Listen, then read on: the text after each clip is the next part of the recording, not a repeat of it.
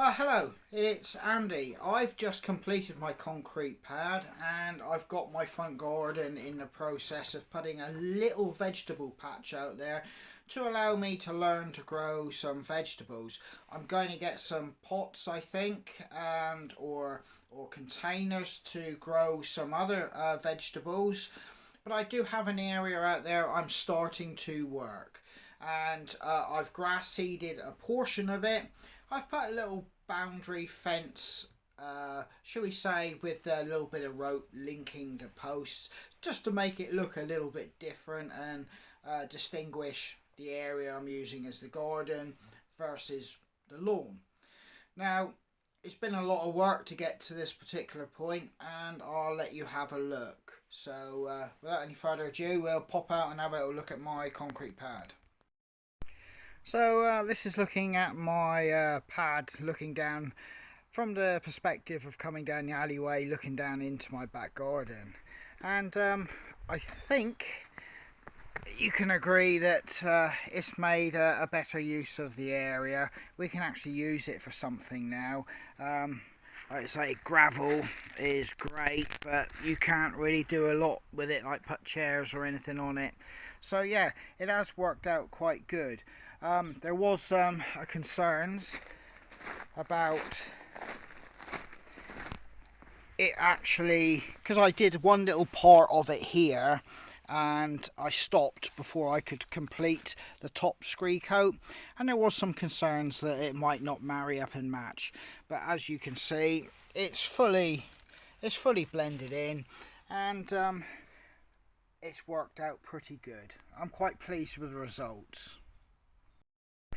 So you can see what I've done here is I've brought all the gravel that was over there and here and brought it back, so I've re-nourished this and it's quite deep. I also have a different coloured gravel, as you can see, and all this gravel was from the front where the vegetable garden, what it is now. Right then, so if I come round here, you can see what I really wanted was it to go all the way up there for the vegetable patch, but while digging I ran into a few issues, so I kind of basically don't want to spend no more money and no more time. I'm running out of both those things, so basically I leveled it off with earth. I've got grass seed down on it, as you can see. Let's just hope the sparrows, pigeons and that stay off that, just to get the grass come up. I've actually put a rudimentary little fence around the actual area I'm going to work, and I've given it its first turnover. I'm going to let that breathe for a couple of days, then I'm going to put some soil improver and possibly a little bit of manure or you know, fertilizer just in it, just to give it its first start, because it's had nothing like that before.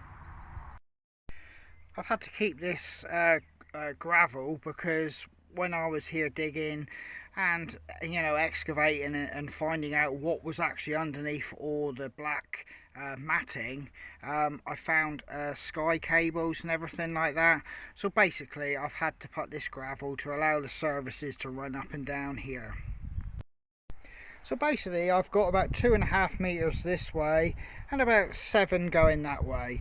So this will be the area I will be doing my turning into my vegetable patch and learning how to grow vegetables.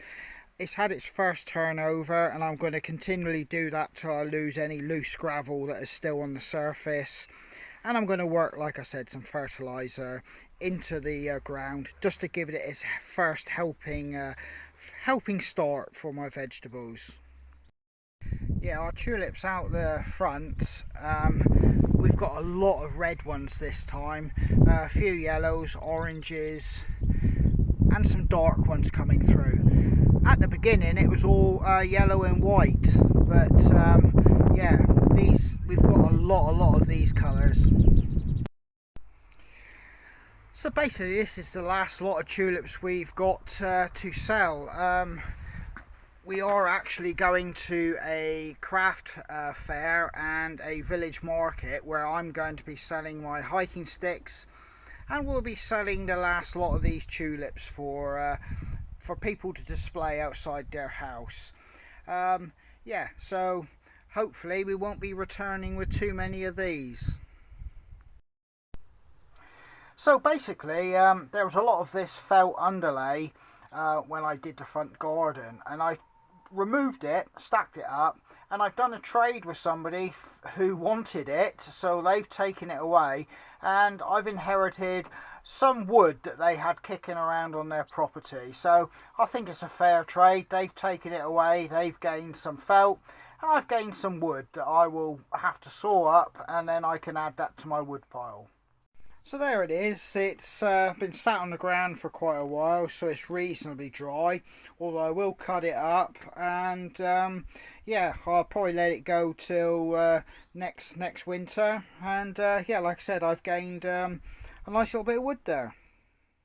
I just thought I'd talk about this. If you're probably wondering why I don't cut my grass down and it's not 100% manicured, there is a reason. I do like to let the lawn come up and let the flowers have a chance to do their thing, not only for insects, but it's good for the plants that are in the lawn. And in fact, I'm thinking of trying to get my hands on some wild meadow plants that I can actually mix in with my lawn. So, you know, I do cut it. I do, you know, I don't let it go totally to fallow. I will cut it, but I do give it a chance a couple times a year to come up, flower, do its thing, and then I cut it and give the grass to the chickens. I've just been in here examining my stock of hiking sticks. I've got roughly 20, and that's basically what I keep in stock at any one time, and that's what I'll take to a craft fair. So yeah, I'm just going to give them a quick look, give them a bit of a dust off. Like I said, not a lot of action's been happening just recently since all the bad news about the economies and, you know, price rises and hikes. People haven't really been purchasing from the store. So but like I said, I've got a craft fair coming up, so well, this Saturday, and these will be going, so we'll see how these fare at the craft fair. This here is, you know, leftovers, odds and sods from when I was in a former occupation, and on top of that, it's stuff that I've collected that I use when I go out hiking and wild camping. And indeed, even when I've done a bit of car camping, when I've been surfing, and basically I wanted a dawn session and didn't want to get up early, and I was obviously there with a friend who was surfing, so it just made more sense to stay there, surf, and then come back home and do the bits and bobs with the family. But yeah, all this here is going to need to be dusted off and got ready for shall we say, the spring, summer and autumn months now. Yeah, with the concrete pad done, and I'm well underway out the front, getting myself sorted there. You know, the immediate, you know, challenge of actually getting motivated and getting your mind in gear. And then on top of that, while you're doing it, the inconvenience, the worry, and the actual financial expense of doing those jobs has now, you know, gone. I can now put my mind to the other jobs. I've got some door handles that have got to be done, quite simply because kids don't open a door down and then open a door. They're actually pulling the door open as they're turning, so there's a lot of pressure on the handles. So I've got those to replace. And on top of that, we've got a dishwasher which I had myself. We're now using it here, and so it's done many years. I've repaired it several times during its lifetime, and indeed we've got to the point now we've got multiple issues with it, and I think it's come to the end of its life. I don't think I can justify, you know, trying to get this one back in a usable condition, you know, due to the multitude of faults it now has. it's served its life, and I've kept it going this long. But yeah, I think we'll be looking at getting a new dishwasher. We've been washing by hand. There's nothing wrong in that, you know. But with a busy, you know, family, young kids and that, it's one of those modern conveniences. If you've had it, you do kind of miss it, but it is a luxury. It is a luxury. But that being said, that with all this impending financial doom and gloom you hear on the TV, you kind of want to keep your hands in your pockets and squirrel a little bit away just for that rainy day, and not spend on things like this. So, you know, it's going to be a purchase that I'm not going to want to make, but I can see it coming down the road pretty soon. Just outside my village, you know, just around the corner on one of the lanes, there's a gate there, and that belonged to the East Cornwall Water Company. They haven't been in existence for 20-25 plus years, could be longer. It's a bit of dead ground. There was a pumping house or a pumping station there. Now it's just been left to pretty much go to, well, nature really, and I'll just show you. So here you go, you got like a little galvanised gate that opens up and you can push your way in. You can see it's pretty overgrown here, and some trees have gone down. Motorbikes just gone up through, and you can just make the hedge there, and there's a big semicircle, and it goes just around to where that tree there is. You can see there's a lot of dead wood that's gone over, obviously standing dead. It went over in the storms, as you can see there. It's well rotted. But here was a pumping house, and it's quite fascinating because I did actually try to shall we say get hold of this particular piece of land. The fields surrounding that little piece of land are owned by the Duchy of Cornwall. Ultimately, I didn't get my hands on that piece of ground. I was actually going through a process to acquire it, but it became untenable going further forward. But yeah, my house actually does back onto fields and lands and tenant farmers' grounds that basically belong to the Duchy of Cornwall. Got some nice bluebells. They're really struggling against this grass, as this grass is actually, as you can see, beginning to overtake them. But you've got a nice trumpet shape there, what bluebells come out in. But they actually start off with, they come up like this, which is almost like a kind of acorn shape, or should we say pine cone, and then they blossom out into that trumpet shape. But yeah, it's quite funny how they come up like that, and then they spread out and then bloom into like these trumpet shapes. And this is how ferns start their life when they start to regenerate after the winter, because obviously they die back, and then they gradually start throwing back up from the ground, but they come up in like a very curled ball effect, and then they break open, and then they'll start producing those like great big well, triangle fan shapes that ferns do. But yeah, it's strange how they come out in this very curled ball shape. These ferns are a little bit more advanced, and you can see how they're curled there, but you're getting that traditional, shall we say, triangle pointed shape coming through at the bottom as the leaves begin to unfold and try to get in a bit more of that sunlight.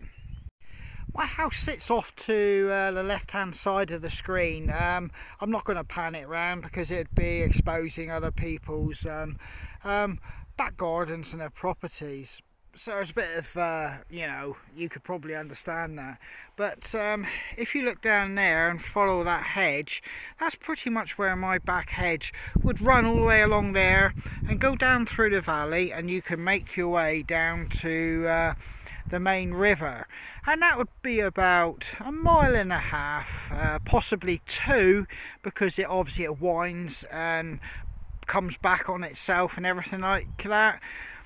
I've just got this overwhelming desire one nice hot summer's day just to follow that hedge line, because that hedge line does have a very small stream running right the way along it, and it starts off as basically a trickle, no more than what a hose pipe would be, and by the time it gets down to around here it's a full-blown stream, and as it makes its way it gets, well, more and more, and I've just got this childish desire just to follow it all the way down to the main river, and that is something I aim to do this summer.